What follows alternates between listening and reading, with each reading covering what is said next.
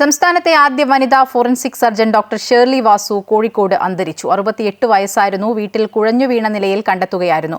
ഉടൻ തന്നെ Kozhikode medical college ആശുപത്രിയിൽ എത്തിച്ചെങ്കിലും ജീവൻ രക്ഷിക്കാനായില്ല. സംസ്ഥാനത്ത് കോളിളക്കം സൃഷ്ടിച്ച ഒട്ടേറെ കേസുകൾക്ക് തുമ്പുണ്ടാക്കിയ ഫോറൻസിക് സർജന്മാരിൽ ഒരാളാണ് ഡോക്ടർ ഷേർലി വാസു. ചേകന്നൂർ മൗലവി വധം, സൗമ്യ വധം തുടങ്ങി അവർ കൈകാര്യം ചെയ്ത കേസുകൾ നിരവധിയാണ്. ട്രെയിനിൽ വെച്ച് പീഡനത്തിനിരയായി കൊല്ലപ്പെട്ട സൗമ്യയുടെ മൃതദേഹം പരിശോധിച്ചത് ഷേർലി വാസുവായിരുന്നു.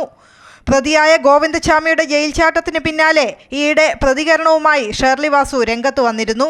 തൊടുപുഴ സ്വദേശിനിയായ ഷേർലി 1979 കോട്ടയം മെഡിക്കൽ കോളേജിലാണ് MBBS പഠനം പൂർത്തിയാക്കിയത്. 1982 കോഴിക്കോട് മെഡിക്കൽ കോളേജിൽ ട്യൂട്ടറായി ജോലിയിൽ പ്രവേശിച്ചു.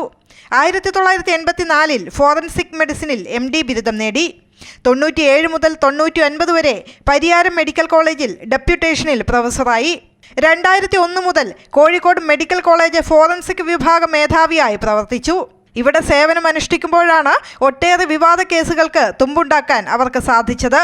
2016 തൃശൂർ മെഡിക്കൽ കോളേജ് ഫോറൻസിക് വിഭാഗം മേധാവിയായിരിക്കെ വിരമിച്ചു. കോട്ടയം മെഡിക്കൽ കോളേജിൽ അസിസ്റ്റന്റ് പ്രൊഫസർ, അസോസിയേറ്റ് പ്രൊഫസർ പദവികളും വഹിച്ചിട്ടുണ്ട്.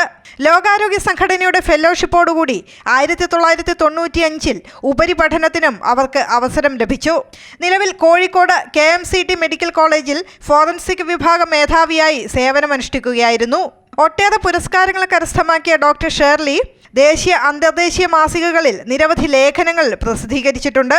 2017 കേരള സർക്കാരിന്റെ സംസ്ഥാന വനിതാരത്നം പുരസ്കാരമായ ജസ്റ്റിസ് ഫാത്തിമ ബീവി അവാർഡ് ലഭിച്ചു. തന്റെ ഔദ്യോഗിക ജീവിതത്തിലെ അനുഭവങ്ങൾ കോർത്തിണക്കി പോസ്റ്റ്മോർട്ടം ടേബിൾ എന്ന പുസ്തകവും ഡോക്ടർ ഷേർലി എഴുതി. കേരള പോലീസിന്റെ മെഡിക്കോ ലീഗൽ ഉപദേഷ്ടാവായും സേവനമനുഷ്ഠിച്ചു. ഡോക്ടർ K ബാലകൃഷ്ണനാണ് ഭർത്താവ്. മക്കൾ Nandana, Nithin. News desk, Amrita news.